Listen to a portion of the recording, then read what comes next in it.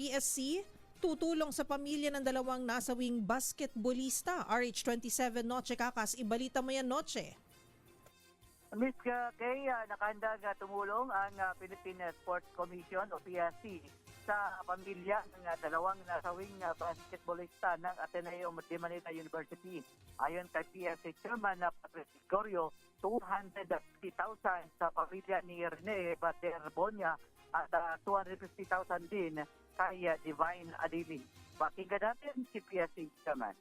And nag-usap po kami ngayon na ang ibibigay po ng Philippine Sports Commission in partnership with all the government sectors present here today ay 250,000 pesos para sa pamilya ni Rene at 250,000 pesos para sa pamilya ng Divine. Yan po ang tulong ng gobyerno para lang po ma-address natin yung pangangailangan ng mga pamilya na nasawi. Maraming salamat po.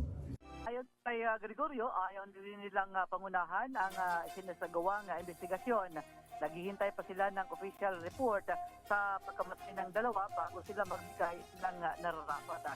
Nagbigay rin ang komisyon ng psychosocial support at iba pang servisyo sa mga kasamaan sa kupunan at pamilya ni Rene at Divine.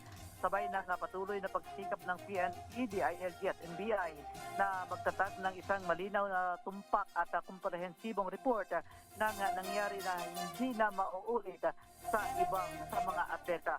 Sa panig naman ng UAAP, may kakayang silang magsuspende. Pero sa ngayon, hinintay pa rin nila ang official report at sa ngayon wala pa silang nakikitang sanksyon para sa nasabing paaralan. At suspend si Kakas DCRS, una sa Pilipinas.